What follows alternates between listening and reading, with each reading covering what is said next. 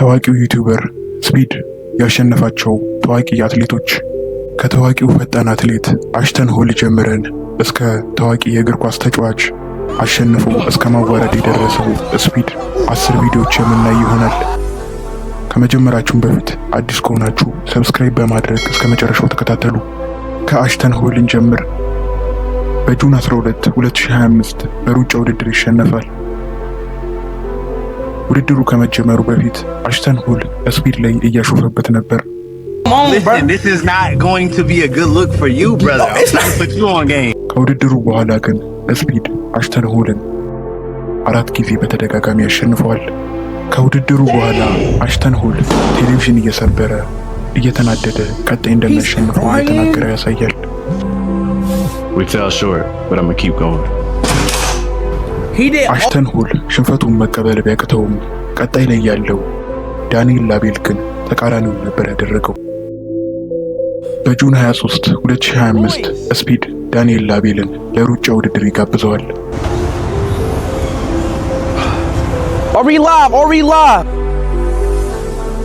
ውድድሩን ከመጀመራቸውም በፊት ዳንኤል ከአሽተን ሆል በፍጥነት እንደሚበልጥ እንደሚያስብ ተናገረ። Are you faster than Ashton Hall? I think so. You think you are? I think so. Shit. I mean, I hope. ውድድሩ ከተጀመረ በኋላ ግን ስፒድ አሸነፈው። Oh yeah, Speed! ሽንፈቱን ቢቀበልም ድጋሚ መወዳደር ፈለገ። You slipped? Yes, I think I did a little, but I don't wanna. You want? Hey, we can do it again if you slip. We'll try. You wanna race again? One more time. I don't wanna make an excuse. He slipped? Okay, all right, bet. በሁለተኛውም ግን ስፒድ አሸነፈው።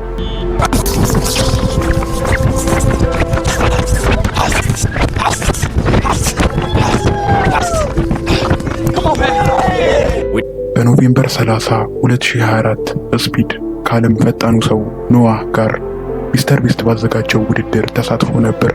ውድድሩ ሲጀመር ስፒድ መቅደም ጀምሮ ነበር። ነገር ግን ከ30 ሜትር በኋላ ኖዋህ ፍጥነቱን ጨምሮ ስፒድን አሸነፈው። በትንሽ ሰከንዶች ልዩነት ቢሆንም ያሸነፈው ስፒድ ግን ችሎታውን አስመስክሯል። ከ4 ወር በኋላ ስፒድ ወደ አየርላንድ በመሄድ ልምድ ያለው እግር ኳስ ተጫዋች አዋርዶ ነበር። ስፒድ ተጫዋቹን ለመወዳደር ከጠየቀው በኋላ ተጫዋቹ ስፒድን በቀላሉ ማሸነፍ የሚችል መስሎት ነበር። ግን ስፒድ ትክክል እንዳልነበር አሳየው።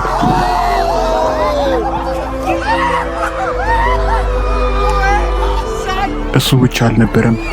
በኦገስት 2024 ስፒድ ከኤደን ሮስ ጋር 1 ለ1 ተገናኙ።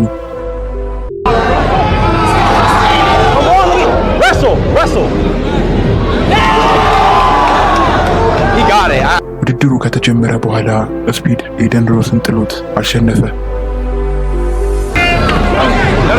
No, like, take no sweet. Just, come on, take downs. Take downs. Come on.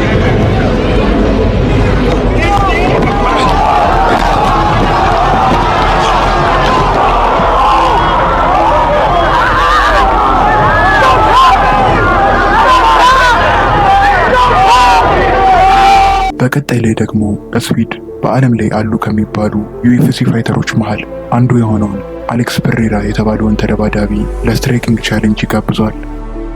ፔሬራ መጀመሪያ ማሽኑን ሲመታው 913 አስቆጠረ። በመቀጠልም ስፒድ 921 አስቆጥሮ አሸነፈ።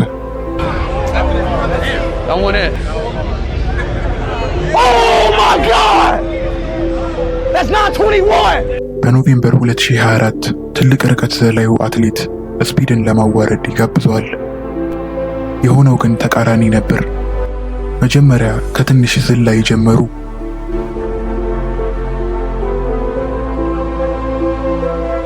በየዙሩ ከፍታው ይጨምራል።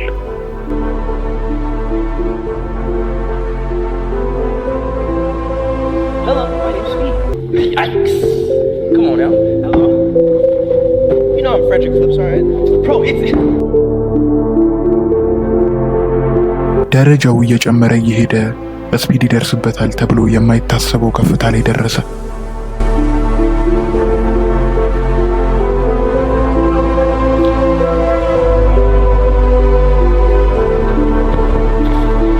ስፒድ ተራውም ሲደርስ የመጨረሻውን ደረጃ ደረሰበት።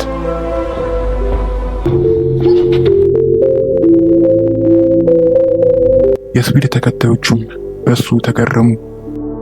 በኦገስት 3 2024 ስፒድ ፈጣኑን የረግቢ ተጫዋች ጋር ለመወዳደር 50 ሰዓት የወሰደ ጉዞ አድርጎ መጣ። ነገር ግን ፈጣኑ የረግቢ ተጫዋች ታይሪክ ሂል እንደሚሸነፍ ስላወቀ መወዳደር አልፈለገም። ታይሪክ ሂል መወዳደር ስላልፈለገ ላምበርጊኒ መኪናቸውን አስይዘው እንዲጫወቱ ቢጠይቀውም ስፒድ በሐሳቡ ተስማማ። We're racing for the cars though. We're not racing in the car. You put your car up, I put my car. ብሎትም መወዳደር ስላልፈለገ ምክንያቶችን መደርደር ጀመረ። Okay, let's go. For the Lambo? Okay, for the Lambo. Come on, bro. I gotta warm up, bro. I'm 30, bro. That took me a long time. All right, man, bro. We can warm up. You can go ahead and warm up. It take me about an hour to warm up, bro. An hour to warm up? Yeah, bro. It takes you 1 hour to warm up to run for 40 yards? Bro, yes, you bro. dunking, man.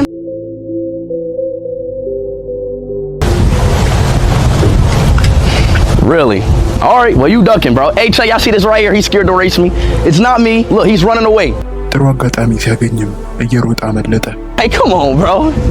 He made me come out all the way out here to not race. ሰዎችም አትሌቱን መናገር ጀመሩ። ስፒድ ከትራቪስ ስኮት ጋር ሳይቀር ተወዳድሮ ነበር። 40? No, it's a 40 right in there. Okay, all right, man, let's race ስፒድ right here then. ትራቪስ ስኮትን እንዲወዳደሩ በተደጋጋሚ ሲጠይቀው ትራቪስ በመጨረሻ ተስማምቶ ተወዳደሩ።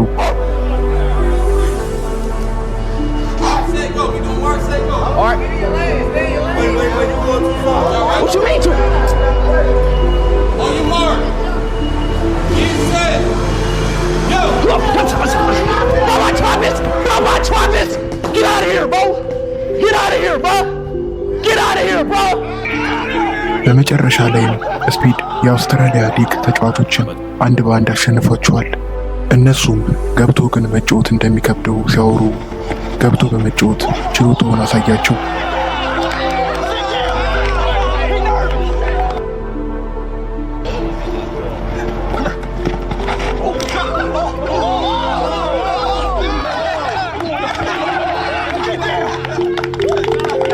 ለዛሬ ያስኩላችሁ ቪዲዮ ይህንን ይመስላል። ለቻናላችን አዲስ ከሆናችሁ ሰብስክራይብ በማድረግ በሌላ ቪዲዮ እስክንገናኝ ሰላም ቆዩ።